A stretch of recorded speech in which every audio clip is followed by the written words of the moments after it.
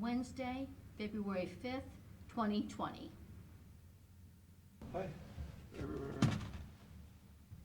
Good. I'm ready. Ready?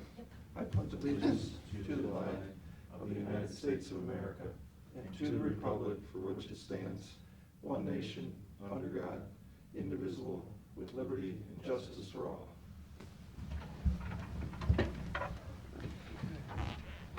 Mr. Melton called me.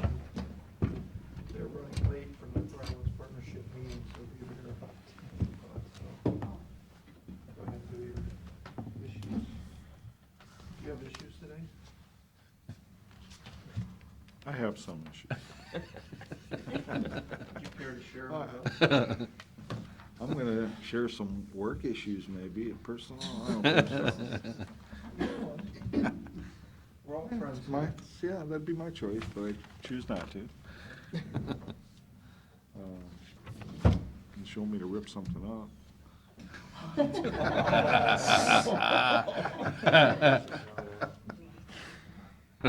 Hmm. Oh, boy. Not touching that one. We got the latest casino tax information that comes out quarterly. Our first quarter's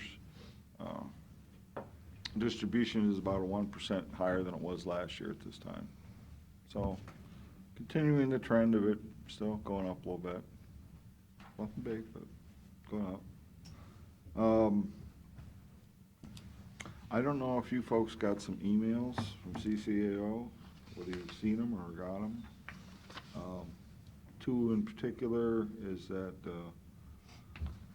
they're going to have a conference call with CCAO and County Administrators Association with representatives from the State Public Defenders Commission regarding appointed counsel rates, maximum fee proposal.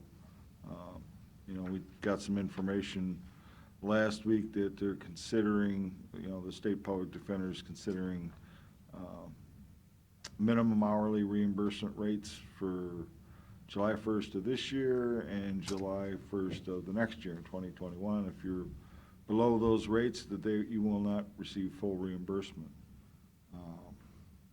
That's one piece. Another piece is based on the State Public Defender's current schedule of reimbursement. There's I think that they have certain hours allocated to certain kind of cases, and if you don't meet those, you're also subject to further reduction of reimbursement. So it's. What does that mean? What does that mean? In other words, if, just say for example, and I don't have a specific one, but just say for example, that on a non-capital murder case that they have a State Public Defender says you got to spend, or the attorney has to spend, let's say, at least 100 hours on the case. But if your reimbursement that we put together as a county, our schedule, if we're, say, a third of that or less, then we'll get a reduced reimbursement rate, which we don't know what it is, but it won't be the full. Huh? How do they track that? I Is mean, it- it'd be way after the fact, wouldn't it? You gotta send that information into the state for reimbursement. So it's something we're gonna have to take a look at. Again, you're supposed to, when we put together, again, the board sets that schedule here locally, okay? You're supposed to do that with advice from your local bar association. That's right in the code, okay? And again, it is right in the code about the State Public Defender having the authority to, reduce rates if it's far from what his recommended schedule is. How does that tie into what Jeff was talking about last week? Ties directly into what he was talking about last week. But not on it would not necessarily be what the hourly guys make, but more No, what the this outside is, counsel- this is assigned counsel only. Right. This is not, your public defender's office.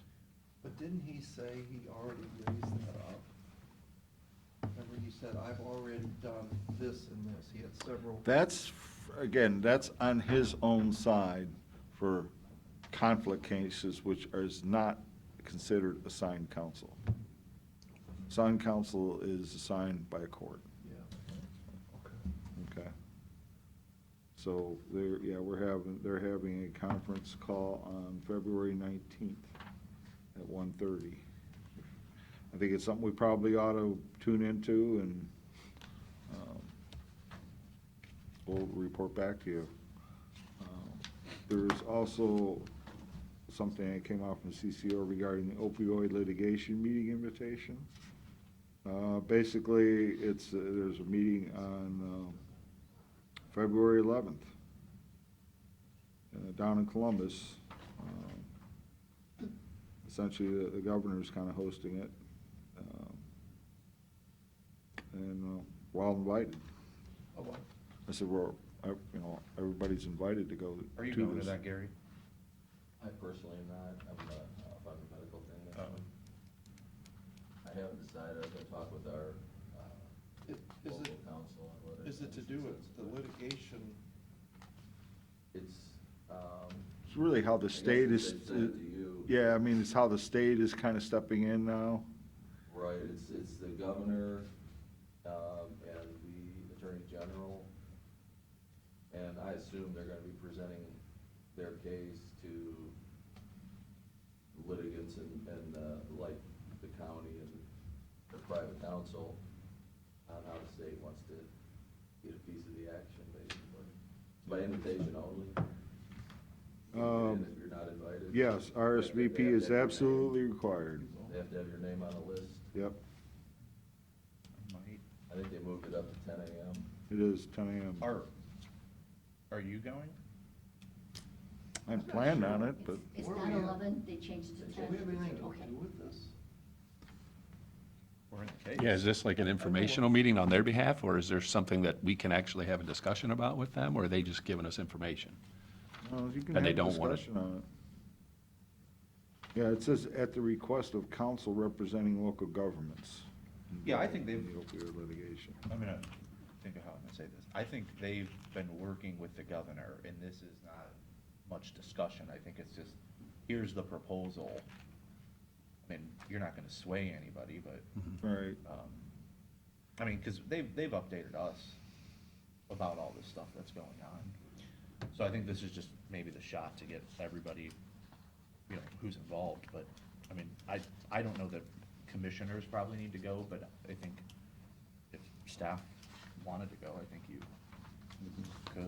Well, I think I think if I would have a say and something to say in this discussion, is that, I don't think it's fair to take the pie and split it totally by population, by, even, I don't know how, I think they're doing it by population, quite frankly, but, so many of the communities have not invested the dollars that we have.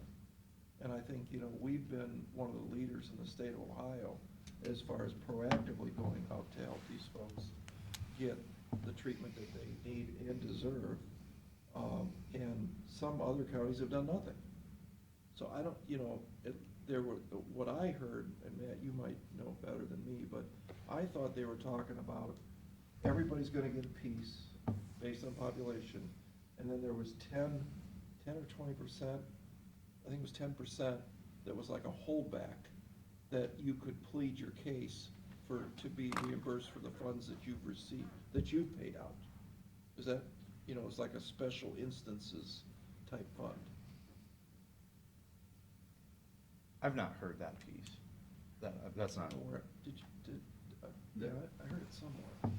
Yeah, and I don't wanna say too much that we shouldn't be saying. Yeah, I was gonna say, In executive yeah, session. we probably, the things that I've heard private, in executive session, so I don't really wanna talk about it, but, yeah, just really trying to make you aware that they're having this meeting. yeah.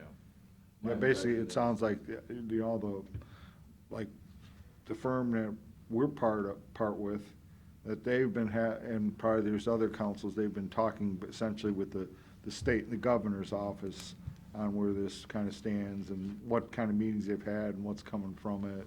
Well, if you remember last year, there was that proposal from the Attorney General about, let us have all the money, you know, and the state knows better. Yeah, And, I think this is more of that, is my impression. yeah, I think so too, right.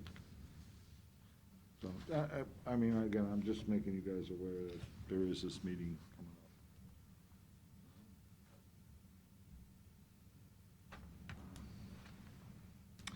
up. And, I don't know, Hank, did you bring that, listing?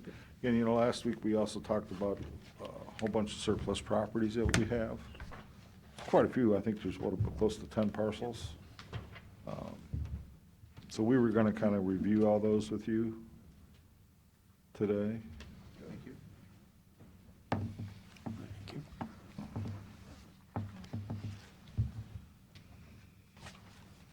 You know, the majority of them come from DOES operations that essentially we vacated properties.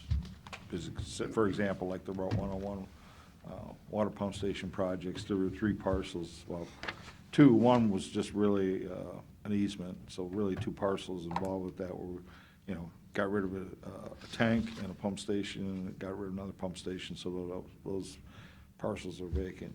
Let's go through them real quick. Okay. We got on the record, Baumgartner Road is. Again, just what I talked about. Yep, same thing with Maple Building Ave. off of it now? Supposed to be.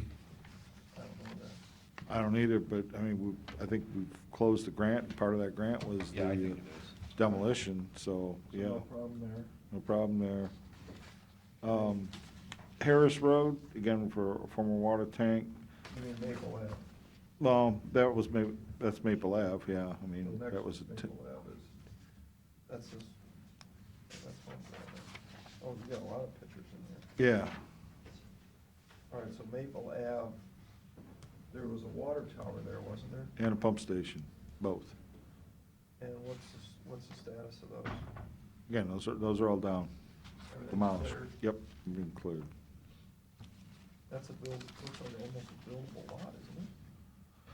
I will tell you that I've got call from the adjacent property owner that he's interested in that, but looking to use it for farmland, from my understanding.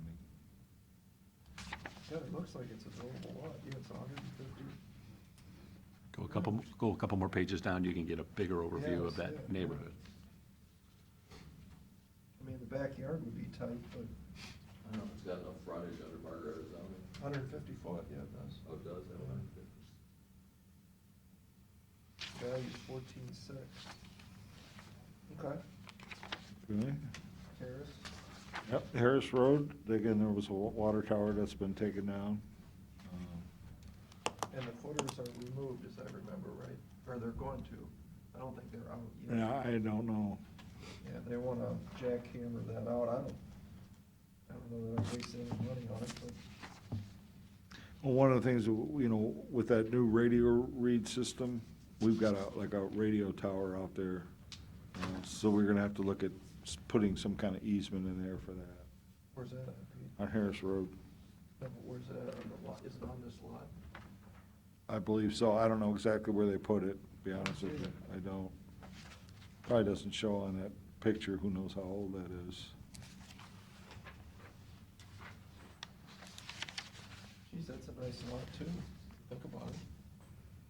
Be a nice place to build a house. Okay. All right. Then, Goose Road, again, that's the site of a water tower it's shut down, but it's still there. It's supposed to come down, I think, either this month or next month. Okay. All right. Again, another, looks like it's got frontage for a buildable lot. Could be. Could be. Okay, Mulder? Bogart Road, again, that's the site of a former water tower that has been torn down. Several years ago, I did get some interest from at least one person was interested in that lot. I haven't heard from him lately, but.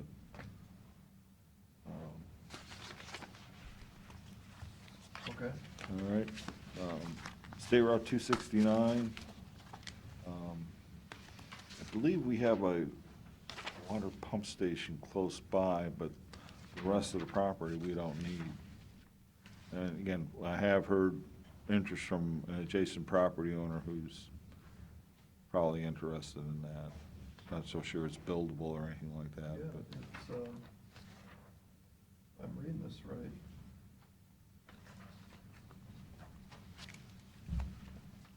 Looks like, is that 100 right there? 549?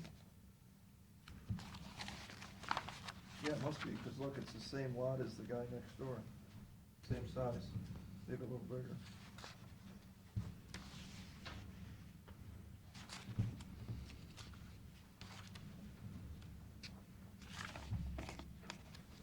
Okay. So potentially, every one of these would be buildable lots. It's 1, 2, 3, 4, 5, 6. You got $40,000 a lot.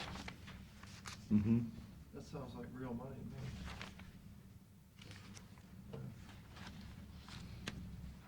Okay, and then State Route 250, we've got Chris Decker did a layout on that site, Mm-hmm. and that's what I was telling you guys. That was an old sewer, was it a lift, or that was an actual little treatment facility? Is that- It was a little treatment facility. Now it's part of it is still, at least not on our piece, but a retention pond, Next to it. stormwater retention pond. But that's owned by the outlet mall. Yeah, right. But the unique thing about this, and I don't think, Chris, this isn't showing this right on the auditor's side. It's not. That easement, or that property, what I was told, because Al Beal helped me on this on ODOT, I think we own right to the center of 250. Yeah, I mean, the lines on here don't show that, but, No, I'm pretty sure that's what happened. But if that's the case, we can automatically get a driveway cut. And we can automatically get a driveway cut. Chris is laid out on McDonald's on that site. mm-hmm. You know, the size of it, the proper parking. Ooh, 2 McDonald's, side by side, Well, huh? put Wendy's. Now it's real money, Yeah, if that site is available, so, right. all right, so that's a good one. Mm-hmm.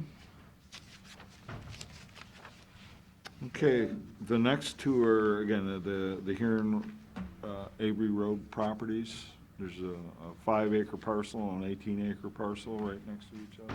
Otherwise known as The Field of Beans. Field of Beans. Beanfield, okay. Build it and they won't come. One thing about that, we currently have that under Or a. buy it and they won't come, Yeah. sorry. We currently have a lease with essentially a farmer, farms that property, and it comes due in The end of March. end of March. So issue is, do we want to reissue that lease or not? And I'm thinking, if we're gonna No, put this up for sale, I'm thinking probably not. no. That's only, it was pretty low, if I remember, $4,000 or something. I have the proposal they submitted last time we did this. I think it's what, 3,500, yeah, it's Not 3,500, 4,000, something like that, it's not much. It wasn't much. Is that for both of those, or just the one out Actually, of it the? was 6,000. Well. Is that's both of them then? Yeah, I believe so, yeah. It is. Well, The the total five- 19 acres. You know, we looked at dirt for the landfill, but you know, the problem with that site is the 5 acres is on high ground, but everything else goes down to nothing. And, Yeah, You're not gonna get and enough back, dirt on it. yeah, and the back part of it is kind of a marshland. well, it's in a creek. Yeah, So there's not even 18 acres, there's probably closer to 12. right. Like Carolyn says, what is that, is what, 18 or 16? 19 acres. Yeah, 19 acres total. 19 plus. Well, that's where, you know, I think we talked to, you know, someone that's familiar with the local commercial market and see what they think. Is it a farm ground, is it a? Mm-hmm. The property record has a breakdown between tillable, woods, waste, road. It shows 14.3 tillable.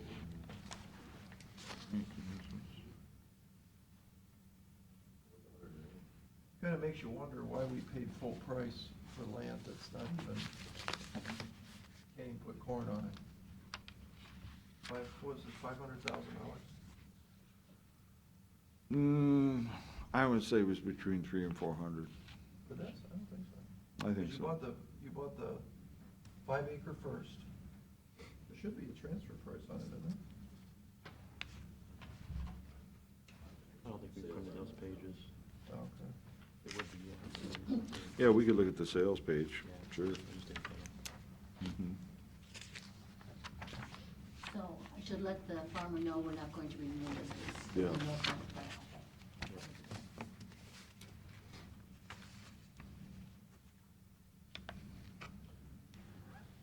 I think, farm ground's going for good money now. Mhm. Could be some pretty good bucks here. Yep. Woodlawn Ave. Yeah, I mean, that's on the list, but there's another property in here in your packet. Is that the River Ave? Yeah, it says River Ave, but it's really along Cleveland Road Oh, I missed it. in Huron. What the heck was that? That is really close to our, A Street pump station.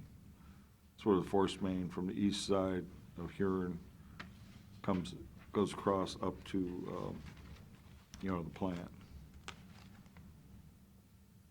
Why was it there, Pete? Instead of an easement? Good question.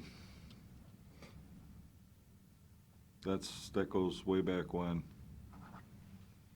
Like it was bought in '87.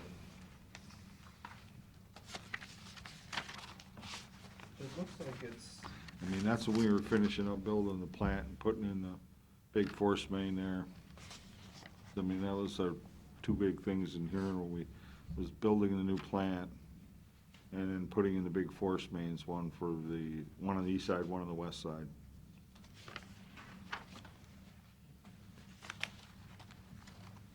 okay. Okay. Then the last one is, is the Woodlawn Ave property, right up the street here. You know, again, there's that little park there, but, I mean, we really don't, we do kind of maintain it, but. That's where that We Two Club was. Yeah, that's where the We Two Club is at. For a long time, Perkins Township had a lease on that. They used it kind of as parkland. I think they also did some programming, community relations with the police department and stuff. But, So we own the corner there next to the Armory. on the other side of the street, Yes, sir. found out, no, we don't. No? No, the Armory actually owns that. All the way up to Columbus? I don't have it with me, but I know we were looking at it the other day. I think if you look at the corner of Woodlawn and Columbus, and it's got a diagonal line kind of back towards the Armory, actually like their parking lot in the back is on our land. So I think maybe that's where I've heard stuff about them having a lease with us, which is why I thought we actually own that parcel, but we don't. But it's got, we'd have to show you what it looks like. It's kind of an odd parcel, because it's got a diagonal line running here, back through this way. So we do own some of it, Yeah. but it's not all, it's not what that we big. own From that part was all the way down to this building. Yeah, Yeah. right. Yes, we do. Well, we'll have to show you that one. Because honestly, that was news to me. I thought we owned the property where the Armory was at, but we don't. I always had heard that there was a lease out there with them, but it must just be a little corner of their back parking lot. Okay.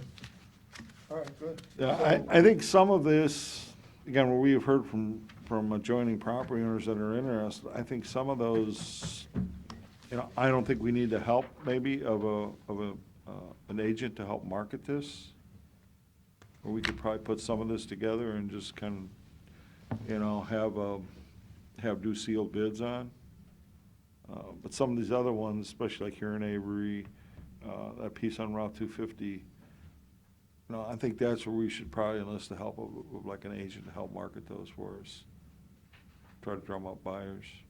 Well, definitely 250, but I mean, even the lots, the problem if we do it is we're gonna get all these lowball offers in because we're the government. Mm-hmm. And I think, you know, if we put a Realtor sign out there, and I think we should market them as lots Mm-hmm. versus excess property, because if they're 100 plus foot, if they're all buildable, Well, I think maybe we need to find that, get the answers to that as well. yeah. And like I said, I think I've heard from DOS staff, there has some concerns about, they mentioned something about making some splits on these parcels where I'm thinking maybe we just need to do permanent easements on them instead of splits. Right, for sure. You know. And be honest with you, I don't know a whole lot about that. I'm gonna need somebody to help us go through that. Well, why don't, I'll have Mr. Shell from the land bank, he could look into this for us. You know, get the setbacks on the building lines, blah, blah, blah, put that on there. And then we'll look at, you know, if in fact he can go to Huron Township, he can go to Perkins, whatever the case is. And then I think there's, you know, some folks we could talk to that are out in the realty community that might be able to give us some free advice Mhm. on how much these lots could bring. I mean, we'll probably have to get appraisals done and title searches and that kind of stuff. You know, if we do the homework, that's not a bad idea. What if we get, you know, Reynolds or Delahunt or somebody to Mhm. actually go out and get a price? That's what I do when I wanna sell something, I don't know what it's worth. How about we get an appraisal, and that's what we'll Sure. market it for? Mhm. That we don't have to take a realtor's opinion. Mm-hmm. We got the appraisal right here. But again, if you can build it as a buildable lot, and you're talking, you know, I don't think you can buy a lot anywhere for 30, 40 grand. So you get $300,000, $400,000, $500,000 worth of land sitting here, Mm-hmm. maybe. Maybe. Okay, is that it? You done? I'm done. One more thing. So I just asked him about this City of Sandusky contract. It looks like we're raising from 64,000 to 84,000 for transportation services. Is this Sandusky transit money that they use? For Job and Family Services, yeah. Right, but, well, no, it's Erie County money. Yeah. All right. Okay. It is. So speaking of money, we have esteemed Mr. Melky from Cedar Fair and his colleague, Mrs. Alexikos. Would you like to talk to us? Sure. Thank you, and good morning, everybody, and thank you for giving us a little bit of time on the, on your agenda. We're here to talk about actually something that we've talked to the commissioners before about, and you guys have been involved in some of the things that have come before with the Firelands Partnership. So just as a quick background, the Firelands Partnership is a collaboration of business and educators and the government looking at economic development for Erie County and the surrounding areas, the other counties, with the underlying idea being that the collaboration between all those enterprises gives us a louder voice in Columbus, gives us a louder voice and can better attract businesses to our area when we look at it more as a region than as individual pieces and parts. And so as we went down that road, one of the things that we did was bring constituents together from all those areas and try to develop what is the civic agenda that's important. What are those top issues that we can collaborate on that benefit us all? And what jumped right to the top was workforce development. And the reason that one, I think, jumps to the top so much is because workers, it's about drive time, not about political boundaries or geographic boundaries. Lots of people in Sandusky work in Fremont and vice versa. And so it's really about the area that you drive in. So we're all very interested in what does that workforce look like. And we all know anecdotally businesses struggle with getting workers these days. And so when we're in the economic development race, one thing that's really, really important is that you develop a good workforce. Because as a company looks to locate somewhere or to stay somewhere or to expand somewhere, they have to have the workers to do that. We've had the benefit of an area here of a boom of where we're having a lot of progress on the economic front and bringing folks into our area. And so that becomes an even more prominent issue for Erie County. And so with that in mind, one of the things we looked at then, what was the overlay of how we're doing workforce development? And one of the things that we noted was there weren't really any real true identifiable metrics or the proverbial to-do list that everybody was working around. And so with that in mind, we decided that we should start with a strategic plan around workforce development that would get at those issues. What are the most important items on your to-do list, and how do you measure your success to make sure that you actually are making a difference? With that in mind, we came to the commissioners and asked if they would help to offset some of the cost of getting that strategic plan done, and to thankfully you guys agreed to provide, along with a bunch of other enterprises, including Firelands and Cedar Fair and Civista Bank and others who participated in that. We then received the strategic plan back, and that's identified some things in there that we can focus on to develop. One of the major findings was that we have a bit of an uncoordinated effort around workforce development, and so that's something that we can fix by combining or creating an environment of collaboration amongst the enterprises that are looking to impact economic development and workforce development.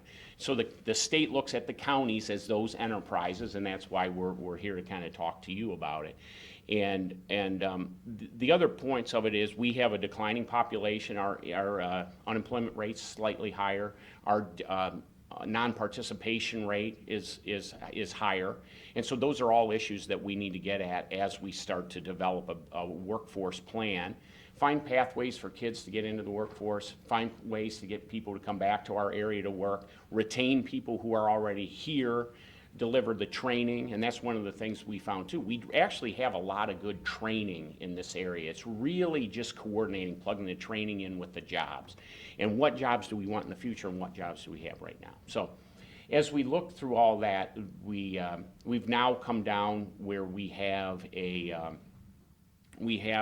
our workforce initiatives that we're looking at, again, what I said, to coordinate those efforts, and then to look at the development of a retention program and a pathways program. And we have developed a workforce task force, if you will, that has the job descriptions in there and the hierarchy, so that what we're really trying to say is we're going to identify our priorities, we're going to measure those priorities, and we're actually going to fund it. And that's part of the issue that always comes up. If you don't have that backdrop of funding that's sustainable over time, then people kind of wait you out, and so we want to make sure that we get off on the right foot. And so we've talked to a number of area businesses and the larger businesses in Erie County, some of the other counties, some of the multi-county organizations in an effort to raise funds to support this organization. What we've asked for is a 3-year funding commitment, again, so that people aren't looking over their shoulder waiting for the funding to run out, but they have a 3-year pathway that they have to then provide for a sustainable model that will sustain itself beyond 3 years. But we think about 3 years is about what you need. And we were looking in terms of Erie County and its population, and kind of as the center of that, what we were asked the commissioners to consider is providing a 3-year commitment of $100,000 per year over that 3-year period as a contributing project partner that would then, we were collaborating with ECADEC to provide some oversight of that and the infrastructure to hire the employees, and there would be a workforce development manager and 2 full-times underneath them that would actually go out to the counties and to drive the process. And then part of the process as well is, in exchange for the being a participating partner, we'd have what I call an expectations worksheet that says, here's what we're gonna do and here's what you can expect from us. And then you could also expect periodic reports from us, this is how we're doing. So at the end of the day, basically what we're saying is we're gonna get in the business of workforce development. We're gonna have clear items that we're gonna work on. We're gonna have clear metrics that tell whether or not we're gonna work it. And you as an investor in that will receive periodic reports to ensure that your money is being properly invested and that progress is actually being made. I'm happy to answer any questions, but that's kind of the overlay. Timing for I was gonna say, all when do you this? need a decision by? We're trying to get all the funding done by the end of the first quarter of 2020. Are there any other political subdivisions? Here in Anybody county. else? Here in county. Anybody Yes. else in Erie County? The three large businesses, Cedar Fair, Fireland, Savista, are all participating. We also have, so it's Huron County, Lake Erie Shores and Islands.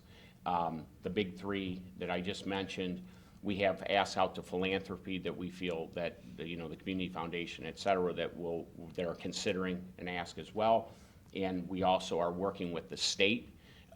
There's a recent sector grant that Lee's been working on that we're going to submit a grant for. That is a matching grant.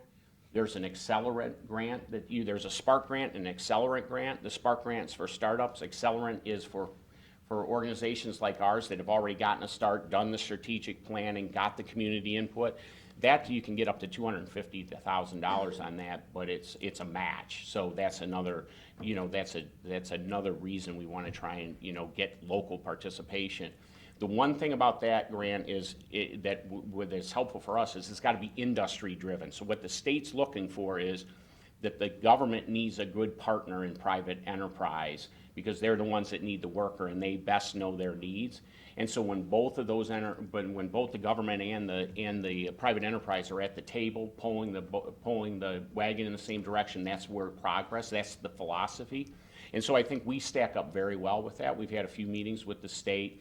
And I think that the reaction from the state was very positive, and I think that Erie County and the Firelands Partnership can take a little bit of credit in the sense that we listened to what the state asked us to do in terms of a grassroots effort, and we've stuck with it, and we've raised money in a very methodical way in the sense of doing the study, and then now we've got to activate it.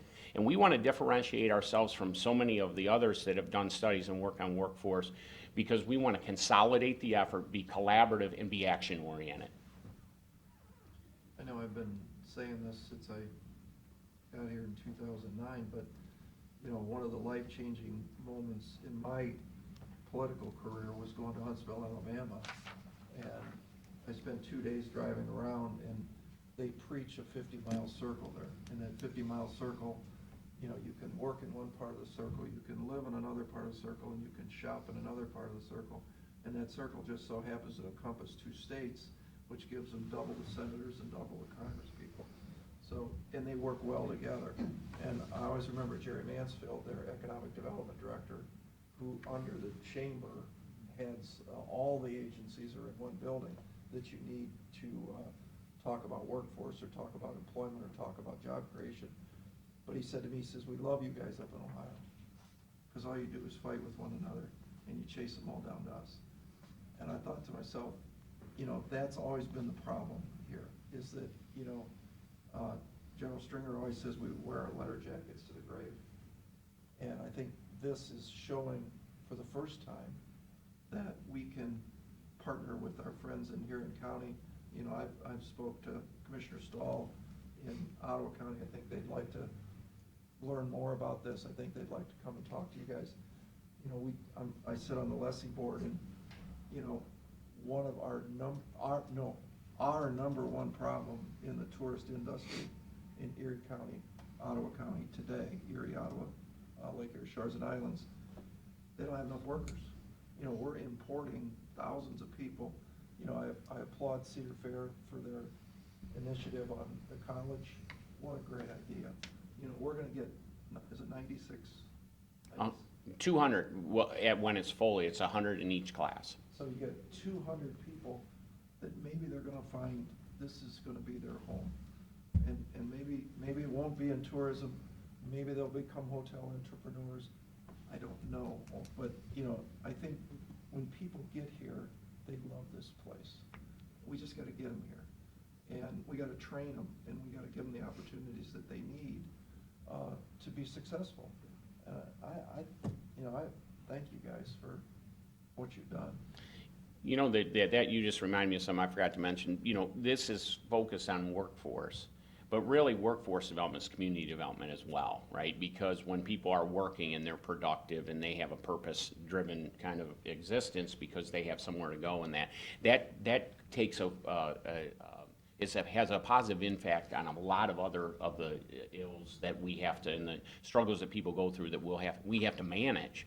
And so this also helps that to provide a purpose for folks to go in, and it gives them a pathway. And I think today a lot of times kids need a pathway. We're like, what's next? And so this kind of helps to pave that road a little bit, and also disaffected workers, people who are out of the workforce, trying to connect them with new opportunities. And really, the coordination, to your point, Commissioner Shenago, the coordination amongst the people that are trying to do it is the magic ingredient. Because we have a lot of people out there that are working on this and really working hard on it and doing a good job. Just that little extra coordination and a focal point and the metrics is something that will empower the system that's already out there. So we believe that we have a good system. We just need to kind of coordinate it and highlight it a little bit and help people see the pathway through workforce development, because it's a very complex area. And you just got to kind of pick the things you're going to work on, and then you got to work really hard. Yeah, I mean, Fireland's partnership in this workforce initiatives definitely made us stand out in the state. I think Lieutenant Governors recognize that. You know, we're doing our budget process so we can plug this number in and see how it all shakes out, but we can certainly get back with you. Okay, we would really appreciate it, and we appreciate the support that you've already provided to us so that we can have the strategic plan, and for coming to the events that we do and lending your voice and your viewpoints that help build that civic agenda. So thank you very much for giving us some time this morning. Thanks for Thank coming you. in. Thanks. Thanks.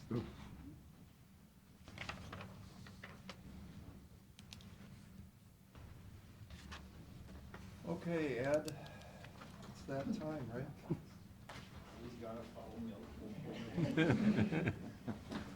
Oh, you're, You guys are. Thanks. Oh, you're welcome to stay for Yeah, this. we're doing Hey, both. sure you want to go? We got a budget meeting back at the point. But this one's really good. You guys have it. We know it. We can trust you. Say it. Is, the auditor coming in today, do you know? not that I'm aware of. We're not anticipating anyone attending. We tried to keep them informed that I guess we're talking about them, but I think they're aware of what we're talking about.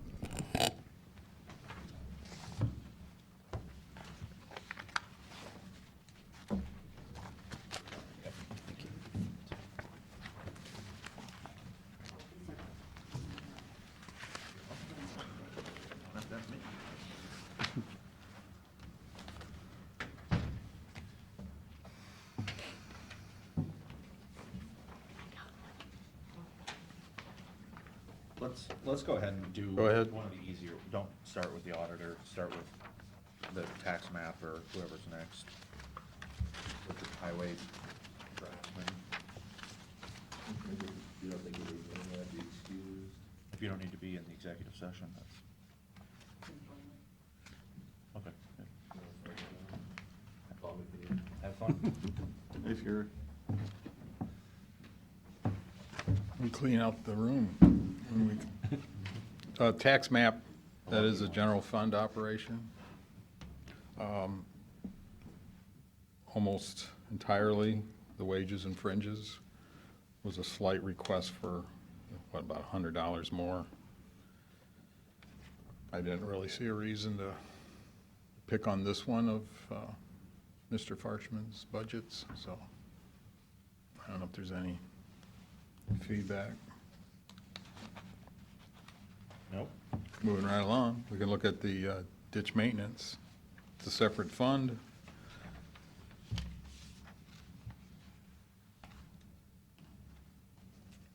And the revenues that come in this are all just ditch petitions? Assessments, yeah, so, yeah. About an extra 50 in revenue estimates over what the budget's at. And they can have a few odd, surprises, but generally speaking, it's, Are they cleaning more ditches? I mean, I see the services are clicking up over the last 3 years. yeah, they do what they're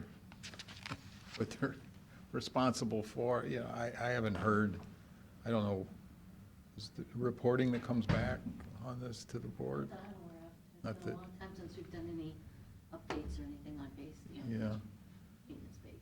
Mhm. I know there's a lengthy list of the assessments, and we try to remember not to print the revenue report for this, because it goes on and on and on.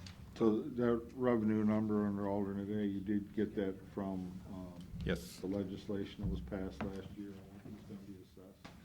Is that what that's number? It came from Jack, basically.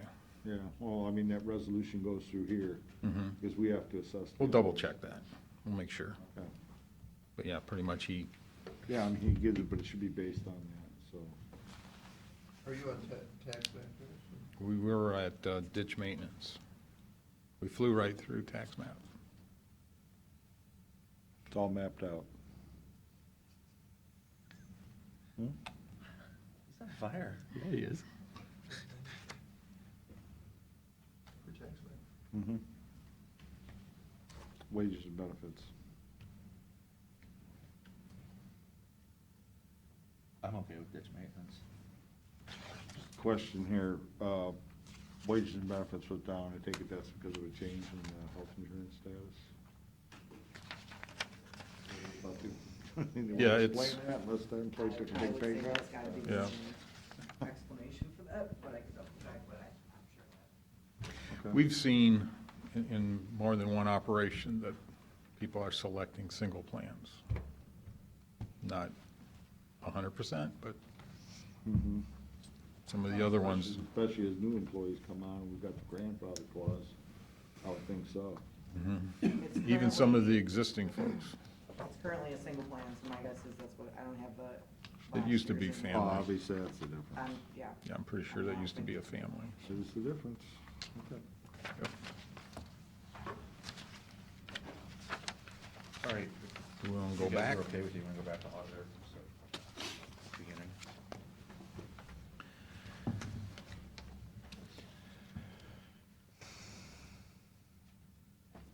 A lot of a fair amount of these items kind of came up in the course of follow-up discussions and such, but there was a request for a seasonal weights and measure person. A lot of analysis in terms of what other counties have in terms of staffing, and of course, we think we have a lot of items that need to be reviewed and, verified for accuracy in Erie County. But our staffing is pretty much one person, so they're looking for a seasonal, that's a request. They're also asking for a vehicle replacement, that's down at the bottom of the list. He's got 150,000 miles on that, he said. And I believe Matt Cross is recommending the vehicle be replaced, just, Can we pay for that out of our capital fund instead of the general funds? We could, if we wanted to, yeah, we could.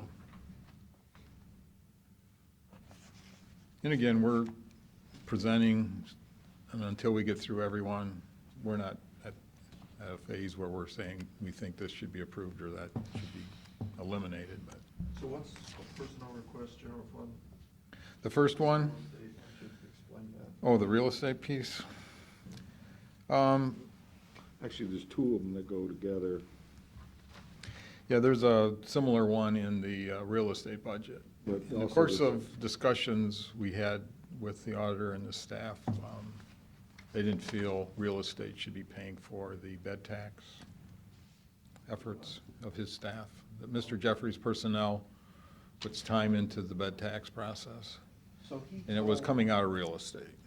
He told me that approximately $100,000 out of the $180,000 that the visitor bureau, or the, whatever, Lake Erie Shores and Islands is paying. Is that 19 in that 100,000? Because that's, technically, it gets dumped into the general fund. the That's 180. right, but that 19 is really being paid out of real estate fund, yeah. Yeah, the people he identified are in the real estate's budget. Probably should go over, because it's money coming in from. Yeah, I talked to Rick about this. I think if you're okay, I'm okay with making that switch back over.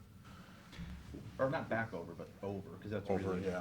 I mean, it's not really a, Yeah, and I also understand this is without insurance, it should be with insurance. I was being a pain, and I thought, come on, the insurance, you're gonna pay it whether you do bed tax or not, but upon further review, Pete thought we should include the insurance. Yeah, I think we should. So the number would be higher, it'd be closer to 28,000 for last year, and I think the request would be with the normal wage and salary adjustments for 2020 would be the figure that they're looking for. I don't think they're looking to always be, although we could kick it around, is whether we want this to be a year after the fact, kind of like we reimburse them in 20 for what they spent in 19, make them keep records and such, or are we just gonna make assumptions that the allocation's gonna stay the same forever and ever, and they can let us know when it changes, but, you know what I mean? yeah. In some situations, a reimbursement after the fact isn't necessarily a bad idea, but Well, I it's think it's something to think about as we, I would love to be able to see that the $100,000 where it's at all times. Yeah, I mean, my suggestion is, just like we have with other departments, just say example for the sheriff, I mean, he uses several different department numbers that delineate some different services within his organization. I think this is a perfect example of where we should do something very similar. So in other words, Yep. for the bed tax administration, should all be, those expenses and the revenues all be coded to one separate department number. And then you can run off a report off their system under that department number that says, okay, here's what came in, here was what out, Yep. boom, you're done. Perfect example for a good use of doing something like that. So can we go backwards from the 19 and show us that easily?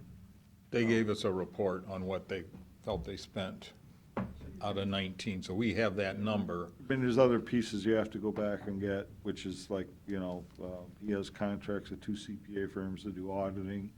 So you gotta pull that piece out of his current contract services account. As a piece you'll see here, this, the bed tax software is actually being paid out of the agency fund where we're actually collecting the lodging tax when it first comes in, and they're paying it out of that. Again, I think it all needs to be in one place, not split up here, here, and here. Let's stick it all together. Monkeys with it a lot when you pull some out of the agency fund, shoot Yeah, it off because we off have the a, top. yeah, I mean, we have a contract with our local VCB, and there's a piece in there that specifically talks to this administrative fee. Yeah. That says, hey, you gotta show us what it is, and we're, really should only be getting what it costs to do it. Yeah. So can you do Well, that for us next week? Yeah, I'd go talk with Mr. Jeffrey and get that set up. I mean, I We think would- that's just clean. His Yeah. department number's 1,100, I think, is what he generally uses, so we'd create a different department number, and so, Like 1150 or something. Something. 11:10 or something. and as the year goes on, we may have to move money in or out of there, depending on how accurate our projecting is, because we don't have that flexibility just to move money without your approval. So it may have some more resolutions I coming. mean, across your again, desk, we but no, could not- set the budget, and if they've already made expenses out of, say, 1100, they can go ahead and reimburse them and put them Oh, in the yeah, right. error department corrections numbers. up to this point, sir, certainly, but So what's this bed tax software? Is that, that's the agency. That's what I'm talking about. Yeah. but is it new or is this just? It's newer. This is the thing that we bought a couple years But ago. it's accounting, it's not to determine the new properties that are advertised on Home and Away that are not being built. No. So you No, gotta I pay think this is just $20,000 every administration of year? it. For 29? Say 30, yeah. What, every year you have to pay this? Uh-huh. It'll probably go up, is my guess. So I doubt if it's gonna go It's a down. web-based platform. This is what the hoteliers, the payers, use to submit their payments and their reports. And how's that work? As opposed to, it used to be a paper deal. Now it's all on a computer, over the internet. I just have to believe that there's something out there that's cheaper than this. It's possible. I mean, we pay ACH payments through the bank, and it's $1 per payment. Why don't we just do that? What am I missing here? I think you're confusing this with the Harris ACH package above for $700-800. No, I'm talking about in our business, if you wanna pay us, we have a way that you can pay us electronically. You can pay us with a credit card. Mhm. But it's $1 per commercial transaction, so that the hotelier can just pay us, if that's all you're doing is electronically. My understanding is this is supposed to track who they are, and it doesn't track how much they pay, because we all know that's voluntary. It's whatever you feel like today, this month. But there's a way that's $29,000, really? Yeah, I mean, one of the options when they first talked about this was supposed to basically scan and look for like the VRBOs and the Airbnbs and stuff like that, and we That's did what we not, were told. we didn't buy that piece. We're not getting that service out of here. This is literally a bookkeeping, more or less. It's I a mean, it's glorified QuickBooks that you Well, can yeah, do but electronically. transactions. I know.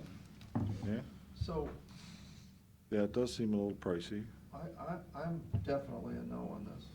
I mean, I think until. Well, the somebody contract's already proves- signed, we're gonna have to get out of a contract. No. You said Yes. it went from 20 to 29. 25 to 29. So, My- so he signed when a I- contract and it just goes up $4,000? Yeah, that seems a little steep. I didn't think it was gonna jump that much. You guys check into that a little further? And Pete, if you See what kind of remember, number. this was 20, not 25. No, it's always been 25. I don't think so. No, yeah. Because we just got this 2 years ago. I thought it was 20. Does anybody else remember 20? Because I thought the new software was 20. When I was writing about that, Mhm. that I thought that's what we spent 20 grand on, was to track all the people that aren't paying. And I find out that this is just the QuickBooks version, and we can get the good version.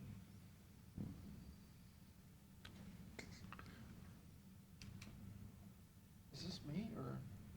I mean, I'm remembering 25, but but that, I mean, I don't have any, I don't have any remember record. 40 I and remember 20 much higher. and 60. Much and higher with 180 that and extra then piece. 20, so I can't tell you. Yeah, I This don't story changed about 300 times. But the issue we have now is we have this. Yeah, We gotta, I mean, yeah. we have What's it. the penalty to get out of the contract? Well, I don't know how to find that out. That's a pretty big jump. Appears to me, yeah, it's a pretty big jump. And what happens if we did get out of it? Then what the heck? I'm gonna find another one. Or go back to paper. I mean, yeah. Or that- go to QuickBooks. And that's gotta be a huge time savings, right?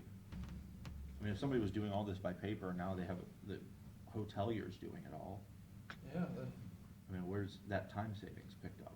you mean, who's gonna lose their job? No, not that, it's just, we're talking about adding, what about that person doing, part-time scales and measures? Mm-hmm.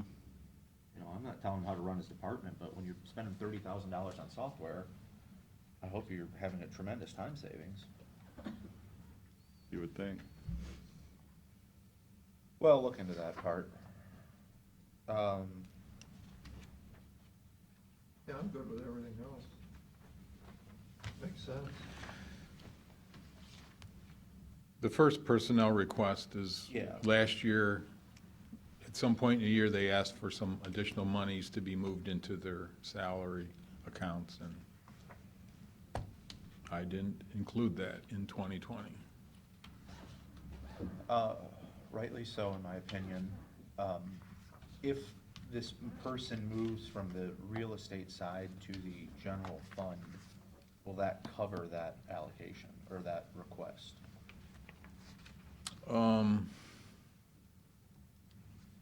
No. I don't think so, yeah. I think the one that's on the real estate list will, basically with the changes that are being looked at, See, what would probably Rick told me minimize that. is if we made this move, that would cover it. Or close. How close? I think the one that's listed at the top on the real estate page, I think by making all those adjustments, if that 19,675 without insurance, if you go back to the 27,700 and then you look at what the cost will probably be in 2020, those two are probably gonna be really close to each other.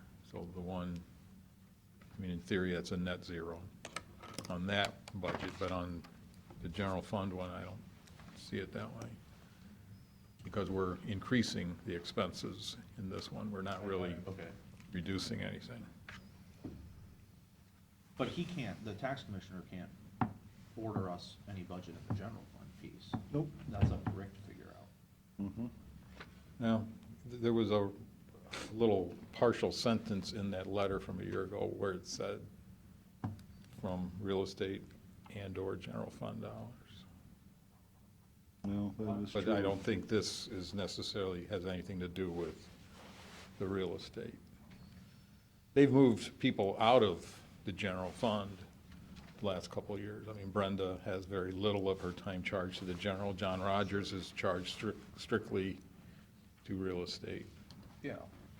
But at the same time, then they made other adjustments last year, and what we gave them, they didn't quite fit within. It's in about $6,000 outside the edge.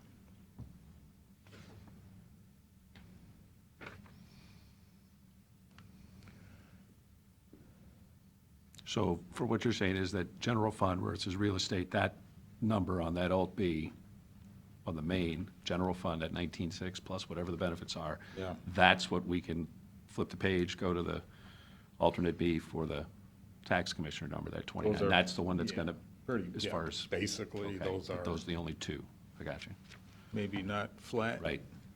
Equal, but I used to see in school the wavy equal signs, Yeah. approximately equal. equal. Hey, okay. So I'm okay with that piece, but now I'm just confused about what's the adjustment over policy, the first one. I can get you more explanation on that, but it was, I took what we started with, and then they ended up, in the course of the year, they added to it. And we allow them to do that because they were gonna be under elsewhere. I mean, they really didn't increase their general fund budget overall, but, So there's a few people that got adjusted beyond, yeah. Mm-hmm. Yep. I mean, yeah, I'm sure everything's according to Hoyle, but can I still see that? Sure, I'll get you some more on that. That ACH package for Harris, I guess it adds some enhancements. I know one thing I remember we asked a number of questions when we met. The one that sticks in my head is if somebody wants to access it remotely, like the budgetary package, they can. So it allows for greater use, but whether we want to pay for it. Is there anything else, remember, on that? Can you not do ACH to the county right now? Well, we get a man that's going out is the issue.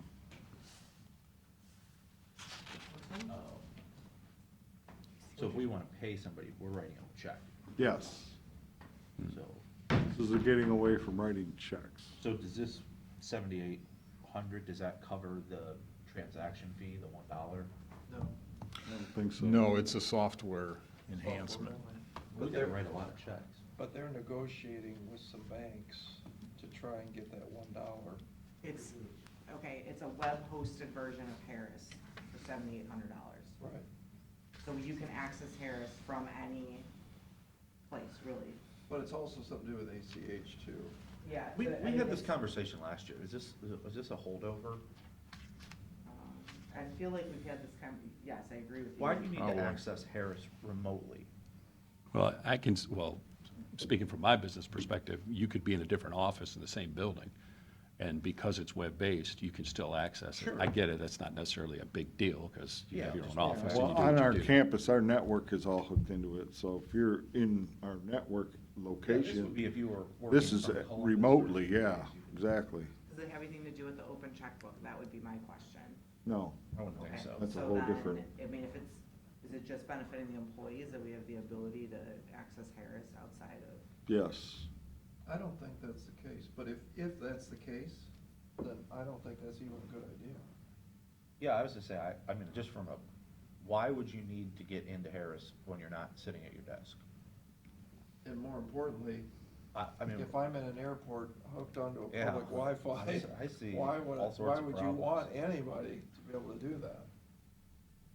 Is this part of an upgrade that, it's one of those things where like, well, you're gonna get it, you need the upgrade, so you get the upgrade, and then it's included in that? I don't doubt see it as a mandatory. I don't Okay. think Yeah, I so. think this was like an It- elective. It was like, something they'd additional- like to have, but We had this conversation last year, I think. I think it's very similar, yeah. We'll get some further. Yeah, look into it. Yeah, I just Expanded. don't recall the ACH part being part of it. Yeah, I think so Which- too, but if it's not, Mm-hmm. and, 'cause I think we were led to believe it's the ACH part. It Right. has something to do with that, because he said 30,000 checks or something. 35,000, yeah, I mean, just think of the postage that would save is, that's a lot of money. I'm okay with the ACH part. I'm just don't, the web remoting in. I think that's. That's Yeah, not I think that is a cybersecurity nightmare, I would get Or- Tim to weigh in on this. or bad opportunity, I should say. Well, it could be Harris trying to anticipate the best way to get people to bite. It's included as part of They're just gonna a do the package. packages. But we'll get some further explanation on And it. what I'd like to do is get Tim to go with you. Tell Tim that, Okay. you know, the commissioner's thoughts on this. Because sometimes sometimes when stuff gets explained, it gets a little bit around the circle. Right? I mean, he would know what this is. Yeah, just, I'd look into this one a little more. No big deal. Not yes or no, just look into it. Now, real estate assessment fund? We listed the old news from last year. So I think Rick was quick to point out that your services number has been reduced because, according to what he told me, was that the folks are doing, the folks that are internally are doing some of the appraisal work. Did I say that right, Pete? Yeah.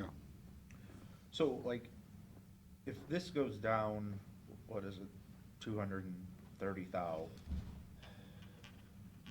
And this is gonna continue to go down, do we need to look at adjusting the conveyance fee?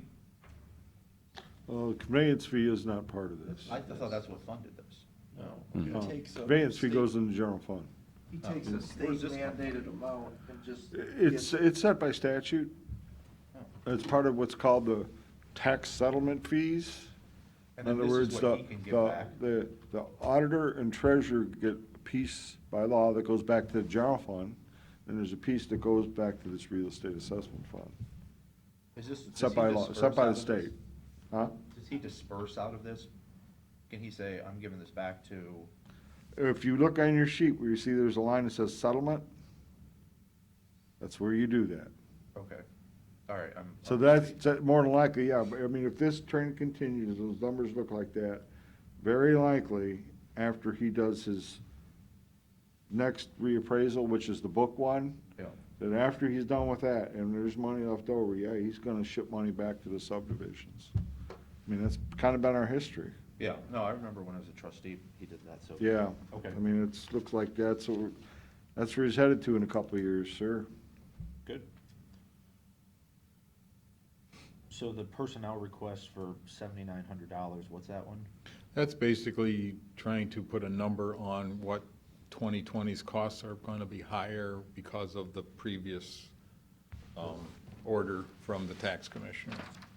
And again, their health insurance changing, it's hard to just take the top number and use that. So I kind of backed out what the health insurance costs were the last couple of years to try to come So up it's with kind a of tied fair to that number. top one, but.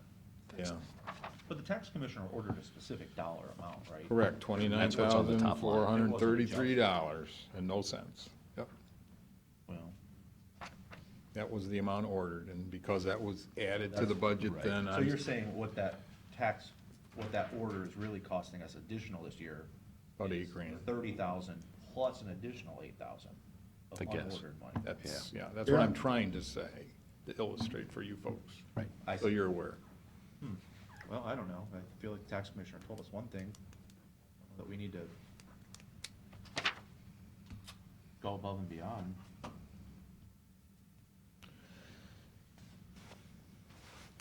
Food for thought. Thanks.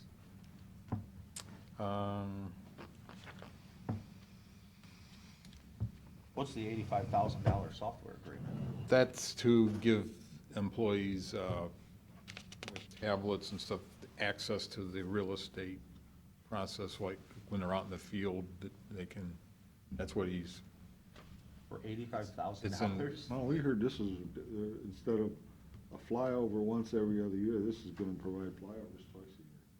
I didn't think it was just that. I thought it was adding some. Well, it could be more, but I features. mean, that's what we heard.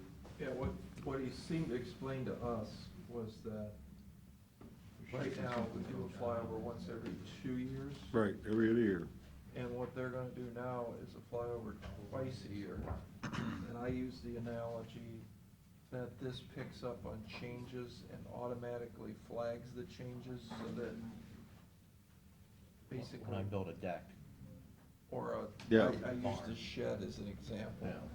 There's a lot of parcels, though, that are not updated in 2 years' time. You look around, because I fly around and look at that stuff all the time.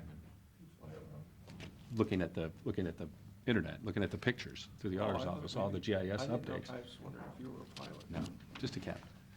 But there's a lot that are not updated. I mean, they're 5, 6 easy. old. There's supposedly a new You go to the vendor auditor's website, look at called those. Data Cloud Solutions, who will provide software to allow us to enter data in the field. Right.